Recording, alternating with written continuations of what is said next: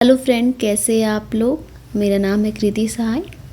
आज हम लोग घटना चक्र बुक से शुरू करने वाले हैं, जिसमें हम लोग आज मॉडर्न हिस्ट्री शुरू करेंगे। जैसा आप जानते हैं, घटना चक्र बुक जितने भी गवर्नमेंट एग्ज़ाम है उसके प्रीवियस ईयर क्वेश्चन इसमें दिए रहते हैं। तो अगर आप गवर्नमेंट एग्ज़ाम की तैयारी कर रही हैं, चाहे वो स्टेट पीसीएस हो या फिर एसएससी हो, किसी भी एग्ज़ाम के, तो ये आपके लिए बुक मस्ट है, या रेलवे हो। ओके, तो शुरू करते हैं। पहले हम लोग सबसे पहले मॉडर्न हिस्ट्री में हम जानेंगे किस तरह यूरोपियंस कंपनी भारत में आते हैं, किस तरह वो खोज करते हैं भारत का, और फिर यहाँ से ट्रेड करना शुरू करते हैं, और धीरे धीरे हम पूरे हिस्ट्री को जानेंगे। तो सबसे पहले ये है कि वास्को डी गामा। जैसे हम जानते हैं कि भारत की खोज किसने की, तो वास्को डी गामा ने। लेकिन बेसिकली इसके पहले भी भारत था, लेकिन वास्को डी गामा ने सी रूट से खोजा, क्योंकि अभी तक लैंड रूट से अरब होते हुए लोग आ रहे थे यूरोप के। लेकिन अरब में दूसरा एम्पायर आने के कारण अब जो यूरोपियन थे वो पूरा अफ्रीका होते हुए, जैसा कि आप मैप में देखिएगा कि जो मैप है हमारा, ये अफ्रीका और यहाँ पे यूरोप है, तो ये पूरा होते हुए यहाँ पे इंडिया के पास आए। ओके, तो वास्को डी गामा जो उन्होंने पहले इंसान थे जिन्होंने सी रूट खोजा इंडिया के लिए। और जब वो इंडिया आए तो उन्होंने एक गुजराती गाइड था अब्दुल मजीद, उनके साथ वो आए। तो कब 1498 में वो यहाँ पहुँचे कैलीकट, जो कि हमारा केरल साइड है, वेस्टर्न कोस्ट में। तो यहाँ पे देखिए, जो मैं अंडरलाइन की हूँ ये हमारे क्वेश्चन प्रीवियस ईयर में आ चुके हैं, तो इसको आपको याद रखना है। जैसे वास्को डी गामा के बारे में अगर हम देखें तो पहला क्वेश्चन ये है कि उन्होंने क्या डिस्कवर किया। तो जो उन्होंने डिस्कवर किया वो उन्होंने सी रूट, इंडिया के लिए सी रूट उन्होंने खोजा। वो पहले इंसान थे जिन्होंने सी रूट इंडिया के लिए खोजा। और वो जब आ रहे थे तो वो उनको जो ले आया गुजराती गाइड अब्दुल मजीद था। और वो कब पहुँचे? वो पहुँचे 1498 में। कहाँ पे? कैलीकट में। ओके, और उनको वेलकम करने के लिए जो थे वो ज़मोरीन थे। ज़मोरीन जो थे कैलीकट के रूलर थे। बेसिकली ज़मोरीन उनका नाम नहीं था, ये एक पोस्ट था। ठीक है, तो क्वेश्चन आता है कि कौन उनको वेलकम किए वास्को डी गामा को जब वो कैलीकट पहुँचे? तो ज़मोरीन। ठीक है, तो उन्होंने क्या पहला क्वेश्चन हमारा ये बनता है कि उन्होंने डिस्कवर्ड क्या किया। तो उन्होंने सी रूट इंडिया के लिए खोजा, इंडिया जाने का सी रूट उन्होंने खोजा यूरोप। ये बेसिकली मैं बता दूँ, ये पोर्तुगीज़ से थे। ठीक है, और उनको जो वो आ रहे थे वो शिप से, तो जो उनको ला रहा था वो कौन था? अब्दुल मजीद था, जो कि गुजराती था। उन्होंने उसको गाइड किया कि हाँ इस तरह से रास्ता है। और वो अराइव कब पहुँचे? 1498 में कैलीकट में। और कौन उनको वेलकम किया? ज़मोरीन। तो ये सारे क्वेश्चन जो वास्को डी गामा से रिलेटेड है, ये बहुत इंपॉर्टेंट है और ये हर बार एग्ज़ाम में आते ही आते। ठीक है, तो ये क्वेश्चन हो गया।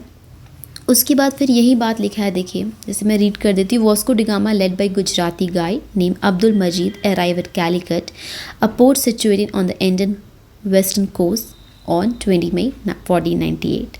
वास्को डी गामा जो है वो गुजराती गाइड अब्दुल मजीद के साथ पहुँचा कैलीकट में, जो कि एक वेस्टर्न कोस्ट में है, 1498 में। और उन्होंने एक डिस्कवर्ड किया new and all sea route to India. Okay, और उनका वेलकम किसने किया? ज़मोरीन ने। ओके, फिर यहाँ पे हमारा लिखा है the arrival of Vasco da gamma in India started a new era of trade. तो वास्को डी गामा जब उन्होंने खोजा तो जो ट्रेड का पोर्तुगीज़ और इंडिया के बीच में वो शुरुआत हुआ वहाँ से। ओके, वास्को डी गामा जब यहाँ आए तो वो 60 टाइम्स उन्होंने ज़्यादा प्रॉफिट अर्न किया यहाँ इंडिया से, ब्लैक पेपर पे, गोल्ड, जिसे हम गोल्ड की कहते हैं। और फिर वो चले गए। ओके, अब बात आता है सेकंड जो हमारे इम्पॉर्टेंट पर्सनालिटी है, वो है फ्रांसिस्को डी अल्मेडा। तो देखिए, अब पोर्तुगीज़ आए, देखिए यहाँ पे काफ़ी फ़ायदा हो रहा है ट्रेड में, खासकर कि जो मसाले में बहुत फ़ायदा हो रहा है।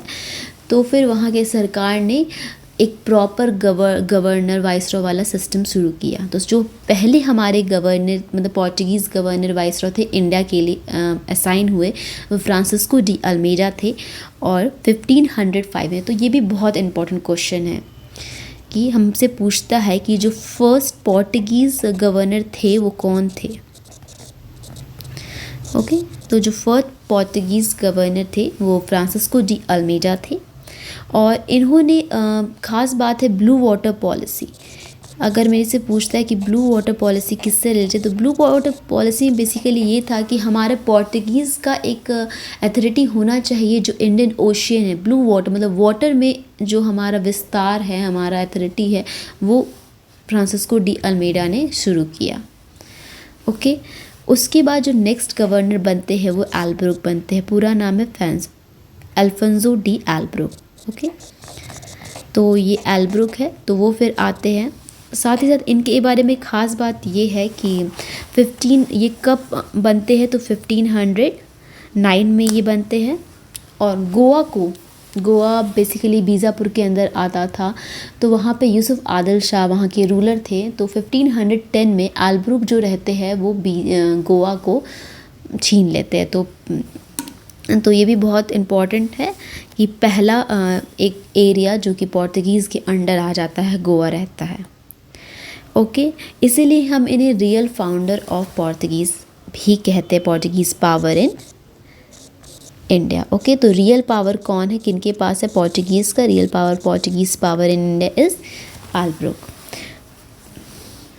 साथ ही साथ देखें तो एल्ब्रुक ने इतना ही नहीं, इन्होंने 1511 में मलक्का आप देखें तो मलेशिया के पास है, और हॉर्मोज़ पर्शियन गल्फ़ के पास है, उसको उन्होंने 1505 में कैप्चर किया, 1515 में। इनके बाद जो आते हैं वो नीनो डी कूना आते हैं, वो बनते हैं करीब, उनका ड्यूरेशन देखें तो 1529 से लेके 1538 तक ये गवर्नर रहते हैं। ओके। तो नीनो डी कूना, इनका आप बस ड्यूरेशन जान लो। उसके बाद यहाँ पे कुछ लोग हैं, उनके बारे में देखते हैं। जिस तरह हम जानते हैं कि वास्को डी गामा ने खोजा सी रूट इंडिया के लिए,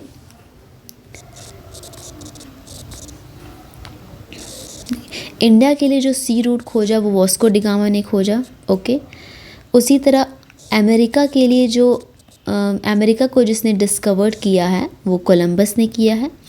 फिर आता है ऑस्ट्रेलिया को जो डिस्कवर किए हैं वो ब्रिटेन के रहते हैं कैप्टन कुक, उन्होंने डिस्कवर किया है। फिर तस्मेनिया, या फिर पहले इन्हें बोला जाता था वैन डिमेंस लैंड, तो उसको हॉलैंड के तस्मैन रहते उन्होंने डिस्कवर किया है। और साथ ही साथ तस्मैन जो है वो न्यूजीलैंड को भी डिस्कवर किए हैं। ठीक है, तो इतना हमारे लिए इम्पोर्टेंट था। उसके बाद हम जानते हैं कि इनका जो फर्स्ट पोर्तुगीज़ का यहाँ पे फैक्ट्री बना होगा, तो जो पहला फैक्ट्री था पोर्तुगीज़ फर्स्ट फैक्ट्री बोले या फोर्ट बोले, तो ये 1503 में बना गया था कोचीन में।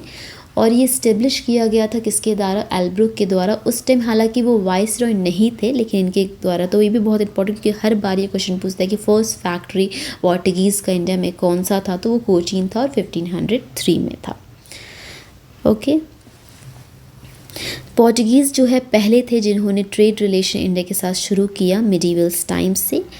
और ख़ास बात है यहाँ पे कि जो यूरोपियन कंपनीज़ है उनके अराइवल का क्या सीक्वेंस है ये भी याद रखने का है। Portuguese, Dutch, English, dense and French. ठीक है। उसके बाद पोर्तुगीज़ जो है पहले रहते हैं, जो कि यूरोपियन पावर में जो इंडिया में आता है वो लास्ट तक रहते हैं, यानी 1498 से लेके 1961 तक पोर्तुगीज़ यहाँ रहते हैं। और यहाँ पे जैसे जो लास्ट वाइस बनते हैं गवर्नर जनरल पोर्तुगीज़ के लिए 1961 में, तो वो देखिए इतने लंबा नाम तो थोड़ा याद करना मुश्किल, तो सेल्वा, ये एंटोनी सेल्वा करके याद रख सकते हैं। और जो इंडिपेंडेंस के टाइम जो गवर्नर जनरल रहते हैं वो जोस बूशा रहते हैं। ओके। तो ये भी आपको नाम जो भी मैं आपको बता रही हूँ हाईलाइट करके, वो बिल्कुल आपको याद रखें, क्योंकि ये क्वेश्चन आ चुके हैं। इसमें घटनाचक्र में है ही कि सारे प्रीवियस ईयर है, तो आपको ये सब जो भी मेरा अंडरलाइन किया हुआ है उसको मस्ट है पढ़ना। इससे क्या होगा, जब हम क्वेश्चन सॉल्व करेंगे तो वो फिर हमारे लिए बहुत इजी पड़ जाएगा। उसमें हमें जो 50-60 क्वेश्चन रहते हैं उसमें हमें कुछ मेहनत करने की ज़रूरत नहीं पड़ेगी, क्योंकि हम आगे समरी पार्ट पढ़ चुके होंगे। ओके। तो फिर हम शुरू करते कहाँ थे? Among all the European power Portuguese पहले थे जिन्होंने सी ट्रेडिंग सेंटर्स इंडिया में खोजा। और पोर्टुगीज़ जो है 1853 में अपना पहला फैक्ट्री, जैसे मैंने कहा था, कोचीन में, और दूसरा एक और इम्पॉर्टेंट है सेकेंड फैक्ट्री। पहला तो ठीक है, लेकिन सेकेंड फैक्ट्री कहाँ था? तो सेकेंड फैक्ट्री जो इनका था वो कैनेनोर में था। ओके, 1505 में। अब यहाँ पे हम आते हैं 1534 में। पोर्तुगीज़ जो है एक्चुअली बंगाल के रूलर रहते हैं गियाजुद्दीन मोहम्मद शाह, उससे परमिशन लेने में सफल होते हैं कि हाँ मुझे चत्तगांव जो कि बंगाल में, वहाँ मुझे फैक्ट्रीज़ बनाना है, तो उनको परमिशन मिल जाता है। लेकिन बाद में होता यह है कि पोर्तुगीज़ जो है वो थोड़ा से चोरी, ये सब डकैती करना शुरू कर देते थे, क्योंकि अब क्या है कि अदर्स पावर की भी एंट्री हो रही है, तो वो ये सब करने लगे। तो उन्होंने क्या किया, जो भी ब्लंडरिंग एक्टिविटीज़ वो करते थे उसके लिए वो हुगली को अपना बेस बना के रखे थे। फिर ये सब जब मुग़ल किंग उस टाइम थे, तो मुग़ल किंग को पता चला, तो शाहजहाँ जो थे वो 1632 में उन्होंने एकदम जो भी था उनका फैक्ट्री हुगली में, उसको बिल्कुल पोर्तुगीज़ को वहाँ से हटा दिया। फिर आता है जॉब चार्नूक, जो कि बेसिकली कासिम बाज़ार बंगाल में पड़ता है, तो वहाँ उस फैक्ट्री के हेड रहते हैं जॉब चार्नूक। तो उन्होंने बोला कि नहीं, अब हम क्या करेंगे, हुगली से तो हमारा ये होगा, तो अब हम लोग सुल्तानती, ये भी एक कलकत्ता में, वहाँ पे उन्होंने सेलेक्ट किया कि यहाँ पे हम लोग अपना बेस रखेंगे। ओके, उसके बाद हम बात करते हैं, यहाँ पे हमारा पोर्तुगीज़ का बात ख़त्म हो जाता है। देखिए बहुत डिटेलिंग मैं आपको यहाँ पे नहीं बता सकती, जो भी बुक में वो बता रही हूँ, और अगर आपको पूरा डिटेलिंग पढ़ना है तो लूसेंट का भी सीरीज़ मैं शुरू की हूँ, तो मैं उसको भी कंटिन्यू कर दूँगी अगर आपको पसंद आए तो फिर उसमें डिटेल हो जाएगा, और फिर मैं स्पेक्ट्रम में भी उसको कवर करूँगी। तो यहाँ पे हर बात नहीं है, जो पॉइंट छूटेगा ना वो हमारा क्वेश्चन आंसर में आ जाएगा। ओके, तो जॉब चार्नूक के फिर पोर्तुगीज़ ख़त्म हो गया। फिर हम लोग डच के बारे में, तो डच पहला क्वेश्चन हमसे पूछेगा, पहले कंपनी जिन्होंने जॉइंट स्टॉक शुरू किया, जो स्टॉक चलता है, तो वो थे डच। तो भी क्वेश्चन बहुत बार आ चुका है कि पहला कंपनी कौन है इंडिया में जिन्होंने जॉइंट स्टॉक शुरू किया, तो वो डच थे। 1602 में जो डच पार्लियामेंट है उन्होंने बोला कि अब हमारा एक proper Dutch east India company बनेगा। तो किस ईयर में डच ईस्ट इंडिया कंपनी बना? तो 1602 में बना। ओके, इनका जो ईस्टर्न सेंटर था इनका, वो ईस्टर्न में आप चल जाओ, जकार्ता साइड जो बैटविया था वो उनका ईस्टर्न सेंटर था। साथ ही साथ डच ने जो है कोची में फोर्ट विलियम को कंस्ट्रक्ट किया 1663 में। और जब पोर्तुगीज़ को मतलब पोर्तुगीज़ से उन्होंने छीन लिया था कोची को 1663 में, उसके फाइनली क्या हुआ ना, कोची जो है वो इंग्लिश वालों के पास चल गया था 1803 में। तो एक और क्वेश्चन हमसे पूछ रहा था कि कोची जो है किसके किसके पास था? तो पहले वो पोर्तुगीज़ के पास था, फिर पोर्तुगीज़ को हरा के डच ने छीन लिया 1663 में, और वहाँ पे फोर्ट विलियम इस्टेब्लिश किया। उसके बाद 1814 में वो फाइनली ब्रिटिश के पास चल गया, क्योंकि फाइनली तो ब्रिटिश ही रूल कर रहे थे। तो डच के बारे में इतना पता चल गया। अब हम आते हैं इंग्लिश ब्रिटिशर्स। तो 1599 में एक ग्रुप ने जिसका नाम है मर्चेंट एडवेंचर्स, उन्होंने फाउंड किया इंग्लिश ईस्ट इंडिया कंपनी, जिसको हम ये भी एक और नाम है the governor and the company of merchant trading into the east Indies in England. Okay, ये इन्होंने फाउंड किया, और 1600 में दिसंबर 1600 में queen Elizabeth one of England उन्होंने ग्रांट किया ईस्ट इंडिया कंपनी को। एक उन्होंने चार्टर दिया कि इस तरह का चार्टर है कि आपको मैं 15 ईयर्स का देती हूँ कि आप ट्रेड कर सकते हो ईस्ट में जाके। ओके, तो ये चार्टर कब मिला? 1600 दिसंबर में क्वीन एलिजाबेथ वन से इंग्लैंड की 15 ईयर्स का चार्टर्स मिला। ओके, तो जब ये कंपनी बनी थी, ये भी बहुत important question, Akbar was the king of India then. तो जब ये इनको चार्टर मिला था तो उस टाइम कौन थे यहाँ के रूलर? तो अकबर थे। ये क्वेश्चन भी बहुत बार आ गया है, ठीक है।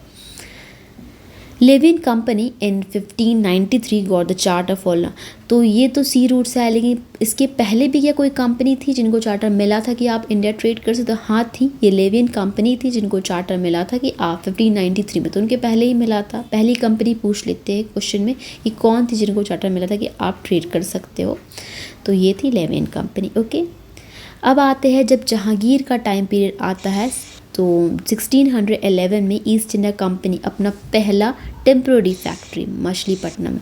तो ये क्वेश्चन क्या है ना कि इनका ये वेयर हाउस टाइप का रहता है, ये प्रॉपर फैक्ट्री नहीं, क्या लिखा है टेम्प्रोरी। तो क्वेश्चन अगर हमसे पूछता है कि इनका पहला फैक्ट्री कहाँ है तो मछलीपट्टनम नहीं करेंगे। ओके, देखिए नेक्स्ट लाइन में हमारे लिखा है 1603 में इनका पहला परमानेंट फैक्ट्री सूरत में बनता है। तो ये क्वेश्चन बहुत बार आ चुका है एग्जाम में, हर एग्जाम में, कि इंग्लिश का पहला फैक्ट्री कौन है, तो सूरत में है 1603 में। ओके, 1613 में, सॉरी।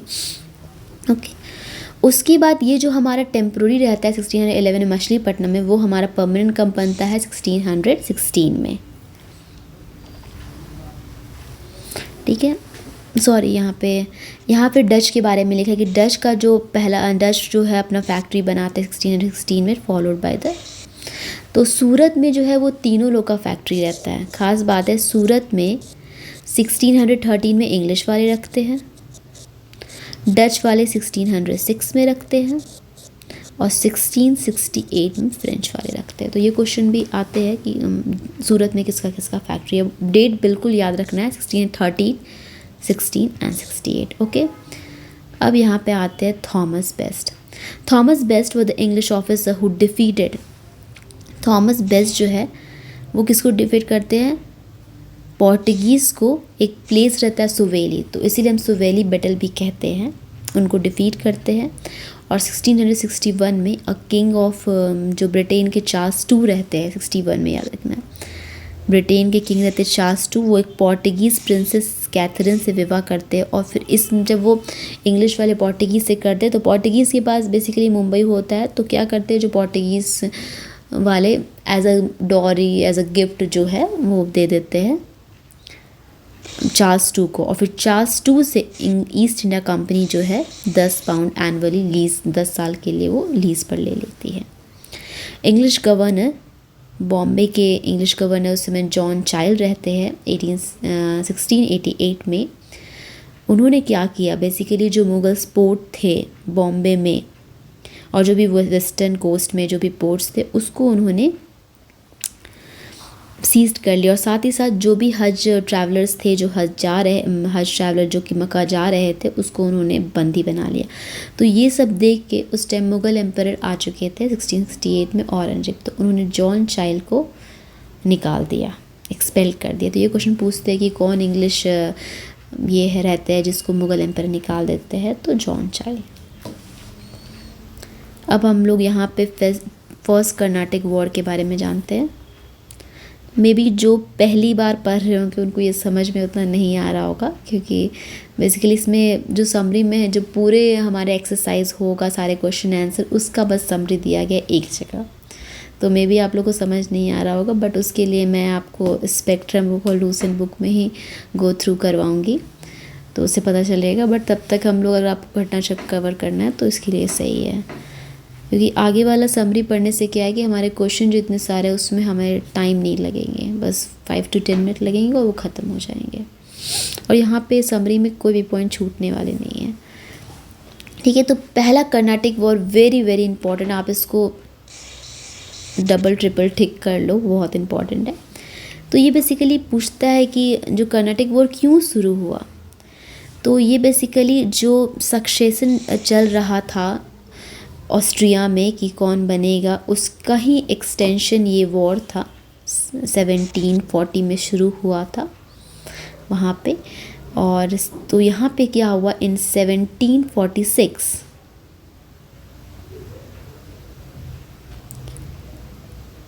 1 मिनट, फिर यहाँ इंडिया में क्या हुआ, 1746 में जो इंग्लिश आर्मी रहते हैं, इंग्लिश जो रहते हैं अंडर कैप्टन बर्नेट, उन्होंने क्या किया कि फ्रेंच शिप को सीज़ कर लिया। ठीक है, तो पहला कर्नाटिक वॉर जो हुआ था वो 1746 to 48 हुआ था। ये बेसिकली एक्सटेंशन था और सक्सेशन ऑफ ऑस्ट्रिया। और यहाँ पे 1746 में इंग्लिश जो रहते हैं अंडर द आर्मी ऑफ बर्नेट, उन्होंने क्या किया, फ्रेंच वाले शिप को ये एक उकसाने के लिए, हाँ वहाँ वॉर हो रहा है तो यहाँ भी एक हमारा वॉर हो गया।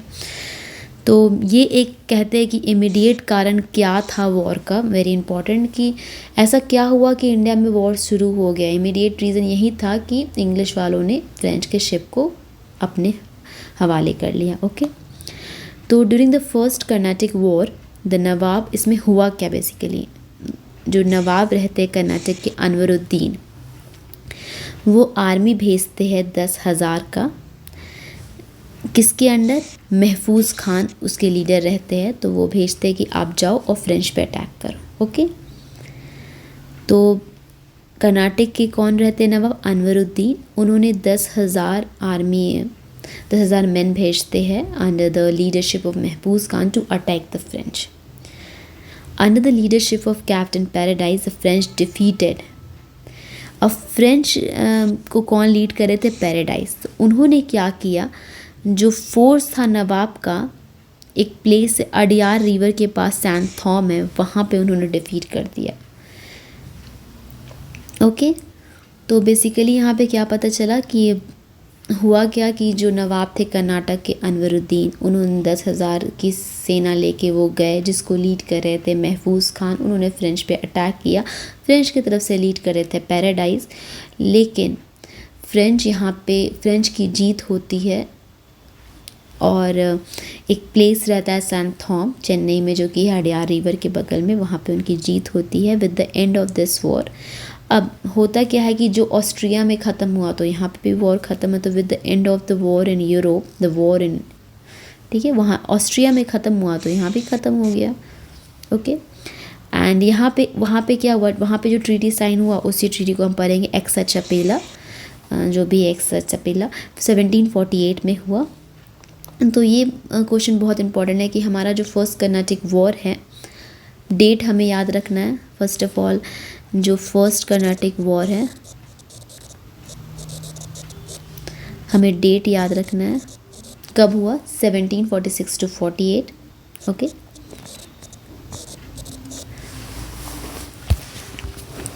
उसके बाद हमें इमीडिएट रीज़न जानना है कि इमीडिएट रीज़न क्या थे, तो वो यही थे कि इंग्लिश वालों ने जो फ्रेंच के शिप को कैप्चर कर लिया। फिर यहाँ पे इंडिया में रीज़न क्या थे, मेन काउज क्या थे यहाँ पे जो इंडिया में हुआ कि अनवरुद्दीन लेके गए और फिर किस तरह से वो हार गए बाद में, और बेसिकली किसने बैटल को जीता।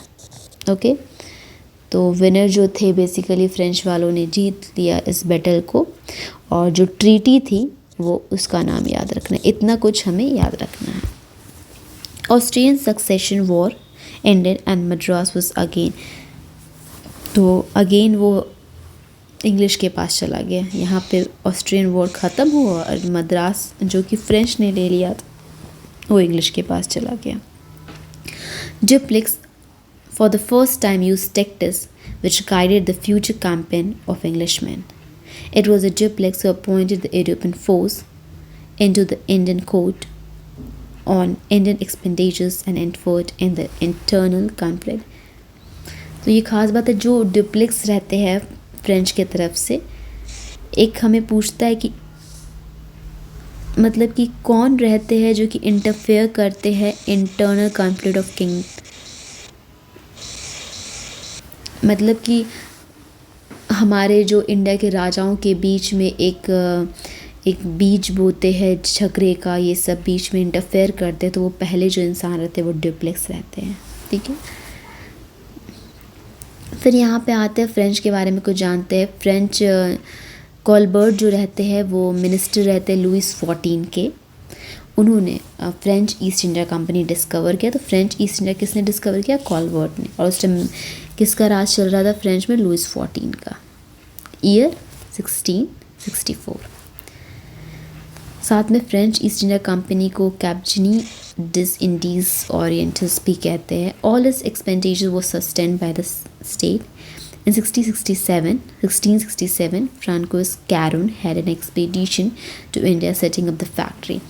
तो इनका जो फैक्ट्री है वो फ्रांसिस्को कैरोन बनवाते हैं 1668 में। कहाँ पे? सूरत में। तो हमने ऊपर पढ़ा था कि सूरत में हमारा डच का भी था और इंग्लिश का भी था।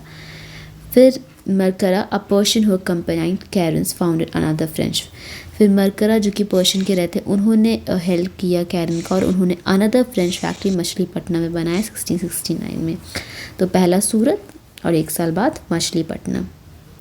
आफ्टर ऑब्टेनिंग द परमिशन, तो ये मछलीपट्टनम में सुल्तान गोलकोंडा से उनसे परमिशन लेने के बाद डच का जो पहला फैक्ट्री था, जैसे हमने कहा कि सूरत में तो उन्होंने 1616 बना ली, पहला फैक्ट्री डच का जो था वो मछलीपट्टनम में था। और इन बंगाल में उनका जो पहला फैक्ट्री था वो पीपली में था। The trade with Bengal started properly, जो बंगाल में जो भी डच का ट्रेड चला वो एक अच्छे तरीके से 1653 में चला, और उन्होंने चिंशूरा में अपना फैक्ट्री बनाया 1653 में। In Chinsura the Dutch fort was called, ये भी बहुत इंपॉर्टेंट है, जो चिंशूरा जो बंगाल में प्लेस था वहाँ पे जो भी डच फोर्ट थे उसको हम गुस्तावोस फोर्ट भी कहते थे। Okay, European got high grade opium मतलब सोरा and saltpetre from the Bihar, and the Bihar was famous for the opium, और सॉल्ट पीटर के लिए बिहार फेमस था, वहाँ से यूरोपियन लेते थे। ये तो हमने पढ़ लिया कि जो किस तरह यूरोपियन पावर पहले कौन आते हैं, पहले पोर्टुगीज़ आते हैं, डच आते हैं। ये ईयर भी हमें याद रखना है बिल्कुल, कि अगर मेरे से पूछेगा पोर्टुगीज़ कब आते हैं तो 1498 में, डच है 1602 में, और इंग्लिश ईस्ट इंडिया कंपनी, अच्छा इस्टेब्लिशमेंट ईयर, इस्टेब्लिश होता है ईस्ट इंडिया कंपनी इस टाइम, और इंग्लिश वाले 1599 में। देन डेनिस बनते हैं 1616 में, और फिर ये है French, this is French. Okay, ये बनते 1664 में। ओके, अब हमारा ये क्वेश्चन शुरू होता है जो कि हम नेक्स्ट वीडियो में देखते हैं। ओके, अगर आपको पसंद आए तो please like subscribe and share कीजिए, एंड प्लीज़ कमेंट करके हमें बताइए कि आपको कैसा लगे, और कुछ भी गलत लगे तो आप मुझे प्लीज़ गाइड कीजिए, so that I will continue और नॉट। Okay, thank you.